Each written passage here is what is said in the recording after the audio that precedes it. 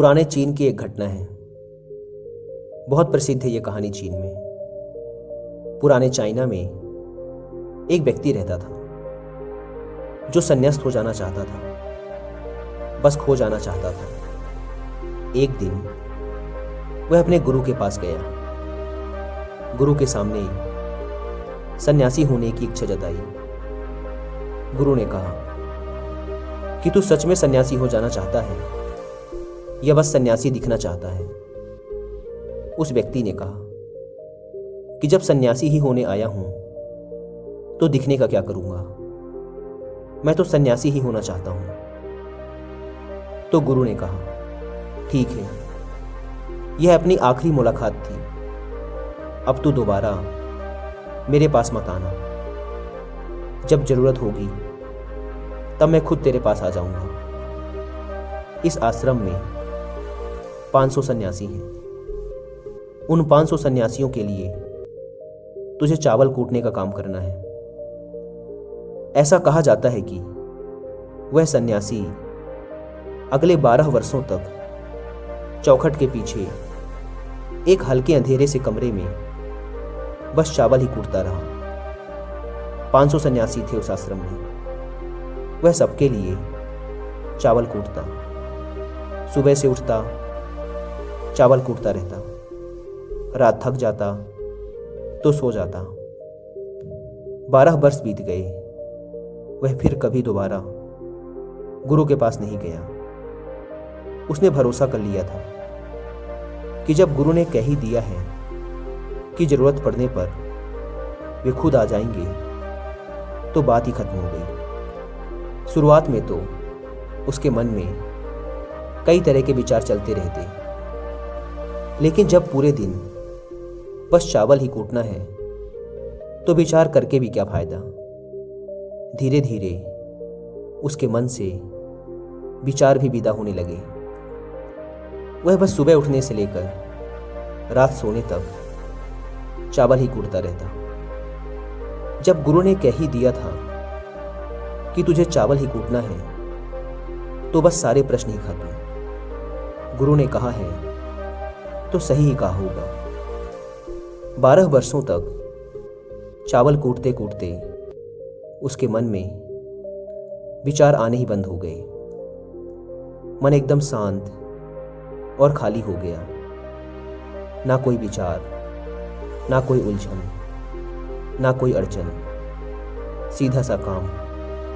सुबह उठता, चावल कूटता रहता, रात होती तो सो जाता। पिछले 12 वर्षों से यही उसकी दिनचर्या बन चुकी थी। विचार मुक्त होकर वह बस अपना काम करता रहता। 12 साल बीत जाने के बाद गुरु ने घोषणा की कि मेरे जाने का समय आ चुका है। जो भी व्यक्ति मेरा उत्तराधिकारी बनना चाहता हो वो आज रात मेरे कमरे की दीवार के बाहर 4 पंक्तियां लिख जाए, जिसमें जीवन का सत्य उजागर हो, जिसमें उसका और उसके विचारों का सत्य उजागर होता हो। लेकिन ये विचार उसके खुद के होने चाहिए, यह उसका खुद का अनुभव होना चाहिए।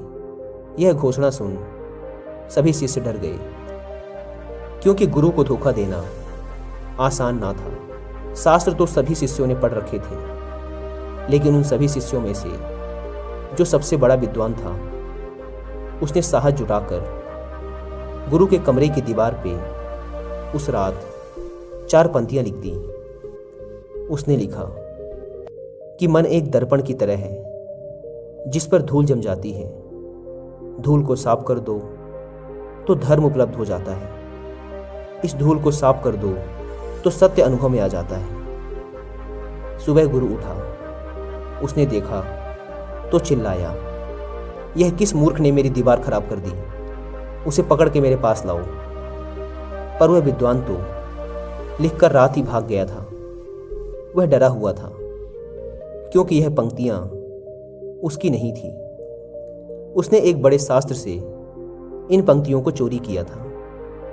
इसमें उसका खुद का अनुभव ना था। शब्द अच्छे तो थे, लेकिन उनमें प्राण नहीं थे।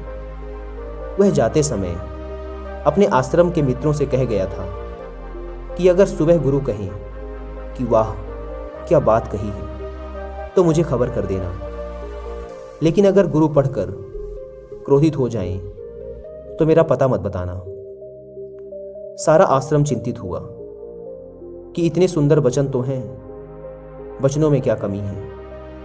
मन दर्पण की तरह ही तो है, जिसमें शब्दों की, विचारों की, अनुभवों की धूल जम जाती है। बस इतनी ही तो बात है। साफ कर दो दर्पण तो सत्य का प्रतिबिंब फिर बन जाता है। लोगों ने कहा, उस सन्यासी ने बात तो बिल्कुल ठीक ही लिखी है, लेकिन गुरु जरा जरूरत से ज़्यादा ही कठोर हैं। और अब देखते हैं कि इससे ऊंची बात गुरु कहाँ से लेकर आएंगे। ऐसी ही बातें पूरे आश्रम में चल रही थी। पूरा आश्रम गर्म था इस एक बात को लेकर। ऐसे ही 4 सन्यासी ये बात करते हुए उस चावल कूटने वाले के पास से जा रहे थे। उसने भी उन चारों की बात सुनी। उनकी बात सुनकर वह हंसने लगा। उनमें से एक ने कहा, तुम हंस रहे हो, बात क्या है?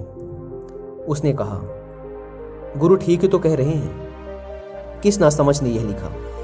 यह सुन वह चारों सन्यासी चौंके और फिर बोले, तू पिछले 12 वर्षों से चावल ही कूट रहा है और हम शास्त्रों पर सर पटक पटक कर मर गए, तो अब तू बताएगा कि क्या सही है और क्या गलत। उनमें से एक ने कहा, तो क्या तू लिख सकता है इससे बेहतर कोई वचन?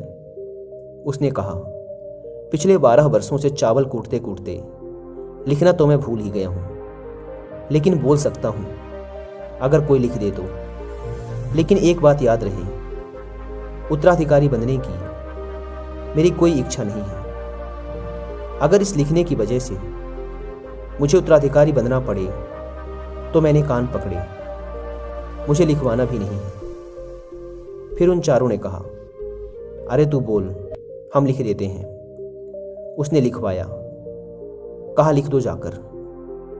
कैसा दर्पण कैसी धूल, ना कोई दर्पण ना कोई धूल, जो इसे जान लेता है धर्म को उपलब्ध हो जाता है, सत्य को उपलब्ध हो जाता है। आधी रात को गुरु उस चावल कूटने वाले के पास आए और कहा, अब तू यहां से भाग जा, वरना ये 500 तुझे मार डालेंगे। ये मेरा चोगा ले, तू मेरा उत्तराधिकारी बनना चाहे या ना बनना चाहे, इससे कोई फर्क नहीं पड़ता। तू मेरा उत्तराधिकारी है, मैंने तुझे ही अपना उत्तराधिकारी मान लिया।